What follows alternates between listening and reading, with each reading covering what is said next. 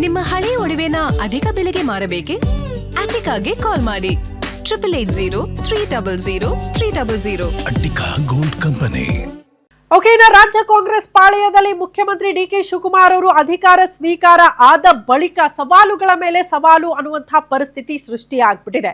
ಪ್ರಮುಖವಾಗಿ ಇಷ್ಟು ದಿನಗಳ ಕಾಲ ಅಧಿಕಾರ ಪಡೆದುಕೊಳ್ಳುವಲ್ಲೂ ಕೂಡ ಮುಖ್ಯಮಂತ್ರಿಗಳ ಸವಾಲುಗಳು ಹೆಂಗಿತ್ತು ಅನ್ನೋದನ್ನ ಗಮನಿಸಿದ್ವಿ. ಅದಾದ ಬಳಿಕ ಸಂಪುಟ ರಚನೆ, ಸಂಪುಟ ಪುನಃ ವಿಸ್ತರಣೆ, ಈ ಎಲ್ಲಾ ವಿಚಾರಗಳು ಕೂಡ ಅತಿ ದೊಡ್ಡ ಸವಾಲುಗಳಾಗಿತ್ತು.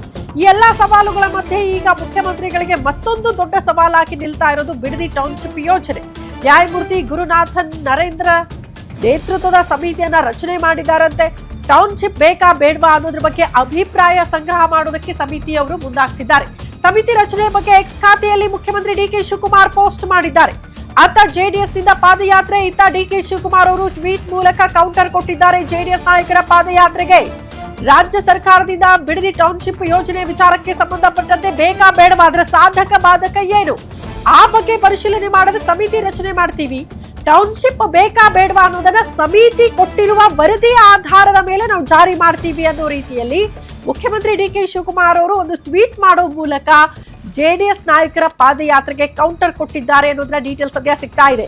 ಅಲ್ಲಿಗೆ ಬಿಲ್ಕುಲ್ ಇಷ್ಟೆಲ್ಲ ವಿರೋಧ, ಪಾದಯಾತ್ರೆ ಏನೇ ಇದ್ರೂ ಕೂಡ ಮುಖ್ಯಮಂತ್ರಿ ಡಿಕೆ ಶಿವಕುಮಾರ್ ಅವರು ತತ್ಕ್ಷಣಕ್ಕೆ ಯಾವುದೇ ನಿರ್ಧಾರಕ್ಕೆ ಬರದೇ ಹೋದ್ರೂ ಕೂಡ ಟೌನ್ಶಿಪ್ ಜಾರಿ ಮಾಡೋದು ಅನಿವಾರ್ಯನಾ ಅನ್ನುವಂಥ ಪ್ರಶ್ನೆಗೆ ಇದನ್ನ ಬಹಳ ಪ್ರತಿಷ್ಠೆಯಾಗಿ ತೆಗೆದುಕೊಂಡಂಗೆ ಕಾಣಿಸ್ತಾ ಇದೆ. ಹಾಗಾಗಿ ತಮ್ಮ ಟ್ವಿಟರ್ ಖಾತೆಯಲ್ಲಿ ಒಂದು ಟ್ವೀಟ್ ಮಾಡೋ ಮೂಲಕ ಸಮಿತಿ ರಚನೆ ಬಗ್ಗೆ ಪ್ರಸ್ತಾಪ ಮಾಡಿದ್ದಾರೆ. ಸಮಿತಿ ಕೊಡುವ ವರದಿಯ ಮೇಲೆ ನಾವು ಟೌನ್ಶಿಪ್ ಜಾರಿ ಮಾಡಬೇಕಾ ಬೇಡವಾ ಅನ್ನೋದನ್ನ ನಿರ್ಧಾರ ಮಾಡ್ತೀವಿ ಅಂತ ಮುಖ್ಯಮಂತ್ರಿಗಳು ಅಲ್ಲಿ ಪ್ರಸ್ತಾಪ ಮಾಡಿದ್ದಾರೆ. ಅಲ್ಲಿಗೆ ಪಾದಯಾತ್ರೆಗೆ ಕೌಂಟರ್ ಅನ್ನೋ ರೀತಿಯಲ್ಲಿ ಮುಖ್ಯಮಂತ್ರಿಗಳ ಟ್ವೀಟ್ ಅನ್ನು ಗಮನಿಸ್ತಾ ಇದ್ದೀರಿ.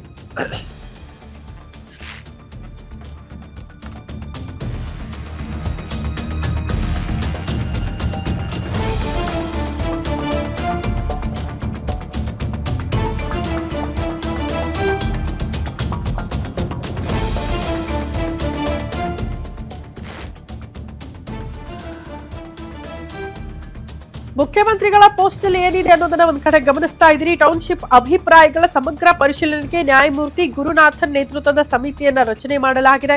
ಟೌನ್ಶಿಪ್ ವಿಚಾರವಾಗಿ ವ್ಯಕ್ತವಾಗ್ತಾ ಇರುವ ವಿಭಿನ್ನ ಅಭಿಪ್ರಾಯಗಳನ್ನ ಪರಿಶೀಲನೆ ಮಾಡೋದಕ್ಕೆ ಆದೇಶವನ್ನ ನೀಡಲಾಗಿದೆ. ನಿವೃತ್ತ ಮುಖ್ಯ ಕಾರ್ಯದರ್ಶಿ ಎಸ್ ವಿ ರಂಗನಾಥ್, ನಿವೃತ್ತ ಅಪರ ಮುಖ್ಯ ಕಾರ್ಯದರ್ಶಿ ಎಸ್ಆರ್ ಉಮಾಶಂಕರ್, ಅದೇ ರೀತಿ ಐಎಎಸ್ ಅಧಿಕಾರಿ ಪ್ರಸನ್ನ ಕುಮಾರ್ ನೇತೃತ್ವದಲ್ಲಿ ಒಂದು ಸಮಿತಿ ರಚನೆ ಆಗಿದೆ. 30 ದಿನಗಳಲ್ಲಿ ವರದಿ ಸಲ್ಲಿಸೋದಕ್ಕೆ ಸಮಿತಿಗೆ ರಾಜ್ಯ ಸರ್ಕಾರ ಆದೇಶವನ್ನ ನೀಡಿದೆ. ಹಾಗಾಗಿ ಈ ವರದಿ ಆಧರಿಸಿ ಅವ್ರು ಕೊಟ್ಟಿರುವ ಅಭಿಪ್ರಾಯಗಳ ಸಂಗ್ರಹದ ಮೇರೆಗೆ ಟೌನ್ಶಿಪ್ ಜಾರಿ ಮಾಡಬೇಕಾ ಬೇಡವಾ ಅನ್ನೋದನ್ನ ಮುಖ್ಯಮಂತ್ರಿಗಳು ನಿರ್ಧಾರ ಮಾಡ್ತಾರೆ ಅಂತ ಪ್ರಮುಖವಾಗಿ ಟ್ವೀಟ್ ನಲ್ಲಿ ಪ್ರಸ್ತಾಪ ಮಾಡಿರೋದನ್ನ ಗಮನಿಸ್ತಾ ಇದ್ದೀರಿ.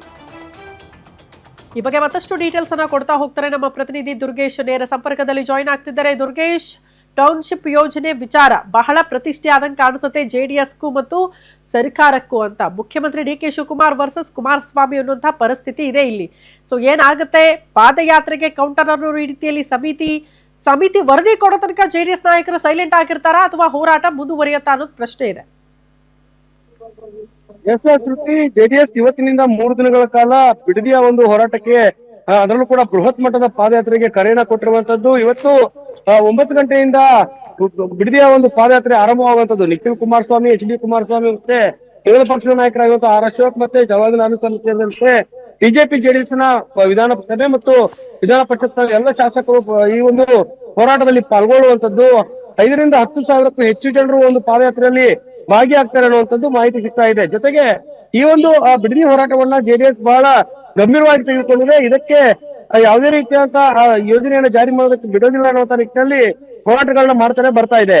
ಇದಕ್ಕೆ ಕೌಂಟರ್ ಆಗಿ ಸಿಎಂ ಡಿ ಕೆ ಶಿವಕುಮಾರ್ ಅವರು ಕೂಡ ಈಗ ಯಾವುದೇ ಕಾರಣಕ್ಕೂ ಕೂಡ ಈ ಒಂದು ಯೋಜನೆಯನ್ನ ನಿಲ್ಲಿಸಲ್ಲ ಅನ್ನೋ ನಿಟ್ಟಿನಲ್ಲಿ ಆದೇಶಗಳನ್ನ ಮಾಡಿರುವಂತದ್ದು. ಹಂತ ಹಂತವಾಗಿ ಹಳ್ಳಿಗಳಲ್ಲಿ ಭೂ ಸ್ವಾಧೀನ ಪ್ರಕ್ರಿಯೆಯನ್ನ ಕೂಡ ನಡೆಸ್ತಿದ್ದಾರೆ.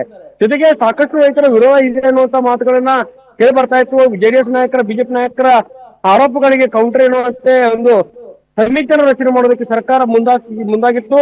ಈಗಾಗಲೇ ಒಂದು ಸುದ್ದಿಗೋಷ್ಠಿ ನಡೆಸಿ ಡಿ ಕೆ ಶಿವಕುಮಾರ್ ಹೇಳಿದಂತೆ ಈಗ ಏನು ಜೆಡಿಎಸ್ ಹೋರಾಟವನ್ನ ಕೈಗೊಂಡಿದೆ. ನಿನ್ನೆ ಅಷ್ಟೇ ಸರ್ಕಾರ ಆದೇಶವನ್ನು ಮಾಡಿರುವಂತದ್ದು. ಗುರುನಾಥನ್ ನರೇಂದ್ರ ಅವರ ನೇತೃತ್ವದಲ್ಲಿ ಒಂದು ಸಮಿತಿಯನ್ನ ರಚನೆ ಮಾಡಿ ಇಲ್ಲಿ ಬಿಡದಿ ಯೋಜನೆ ಬೇಕು ಬೇಡ ಅನ್ನುವವರ ಅಭಿಪ್ರಾಯವನ್ನ ಸಂಗ್ರಹ ಮಾಡಿ ವಿಶ್ಲೇಷಣೆ ನಡೆಸಿ 30 ದಿನಗಳಲ್ಲಿ ವರದಿಯನ್ನ ಕೊಡ್ಬೇಕನ್ನೋ ನಿಟ್ಟಿನಲ್ಲಿ ಒಂದು ಸಮಿತಿಯನ್ನು ರಚನೆ ಮಾಡಿದೆ. ಹೀಗಾಗಿ ಜೆಡಿಎಸ್ ನಡೆಸಿರುವಂತಹ ಹೋರಾಟ ಒಂದ್ ಕಡೆ ಆದ್ರೆ ಸರ್ಕಾರ ಸಮಿತಿಯನ್ನು ರಚನೆ ಮಾಡುವ ಮೂಲಕ ಜೆಡಿಎಸ್ಗೆ ಕೌಂಟರ್ ಕೊಡುವಂತ ಕೆಲಸವನ್ನು ಮಾಡ್ತಾ ಇದೆ.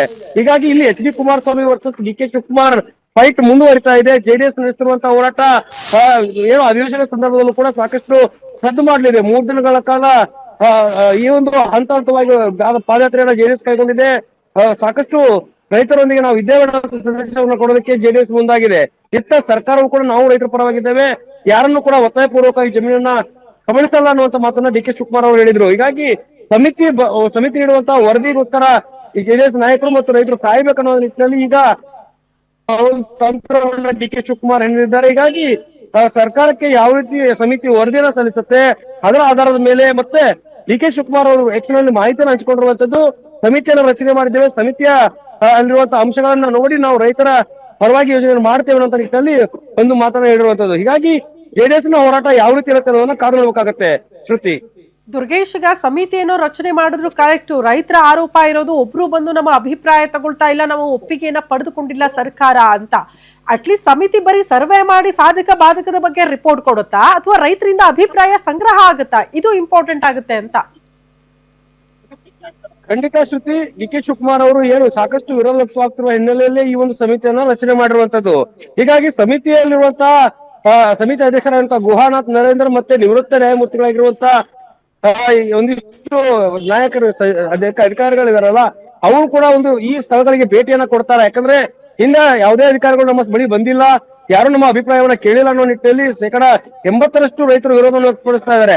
ಆದ್ರೆ ಸರ್ಕಾರ ಹೇಳ್ತಿರುವಂತದ್ದು 70ರಿಂದ 80% ಜನರು ಭೂಮಿ ಕೊಡೋದಕ್ಕೆ ಒಪ್ಪಿಗೆ ಹೊಂದಿದ್ದಾರೆ. ಹೀಗಾಗಿ ಯೋಜನೆಯನ್ನ ಮಾಡ್ತಿದೀವಿ ಅನ್ನೋ ಮಾತುಗಳನ್ನ ಹೇಳ್ತಿದ್ದಾರೆ. ಹೀಗಾಗಿ ಸಮಿತಿಯ ಯಾವ ರೀತಿ ವರದಿಯನ್ನ ನಡೆಸುತ್ತೆ ಮತ್ತು ಸಮಿತಿಯ ಅಲ್ಲಿರುವಂತಹ ತಜ್ಞರು ಯಾವ ರೀತಿ ಅಭಿಪ್ರಾಯಗಳನ್ನು ಸಂಗ್ರಹ ಮಾಡಿ ರಾಜ್ಯ ಸರ್ಕಾರಕ್ಕೆ ವರದಿಯನ್ನು ಸಲ್ಲಿಕೆ ಮಾಡ್ತಾರೆ ಅನ್ನುವಂಥದ್ದು ಬಹಳ ಕುತೂಹಲ ಮೂಡ್ತಾ ಇದೆ. ಒಂದು ವೇಳೆ ಈ ಒಂದು ವರದಿಯಲ್ಲಿ ಈ ಒಂದು ಯೋಜನೆಗೆ ವಿರೋಧ ಬಂದ್ರೆ ಸರ್ಕಾರದ ನಡೆ ಹೇಗಿರುತ್ತೆ ಅನ್ನೋದು ಕೂಡ ಬಹಳ ಕುತೂಹಲ ಮೂಡಿಸ್ತಾ ಇದೆ. ಯಾಕಂದ್ರೆ ಈಗಾಗಲೇ ಭೂಸ್ವಾಧೀನ ಪ್ರಕ್ರಿಯೆಯನ್ನ ಹಂತ ಹಂತವಾಗಿ 7-8 ಹಳ್ಳಿಗಳಲ್ಲಿ ಮಾಡಿರುವಂತದ್ದು, ಅದನ್ನು ಕೂಡ ವಾಪಸ್ ಕೊಡ್ಬೇಕಾಗತ್ತೆ. ಹೀಗಾಗಿ ಸರ್ಕಾರದ ಮೇಲೆ ಈ ಒಂದು ಏನು ವರದಿಯನ್ನ ಪಡೆದ ಬಳಿಕ ಸರ್ಕಾರದ ನಡೆ ಹೇಗಿರುತ್ತೆ ಅನ್ನೋದು ಕೂಡ ಬಹಳ ಕುತೂಹಲ ಮೂಡಿಸುವಂತದ್ದು.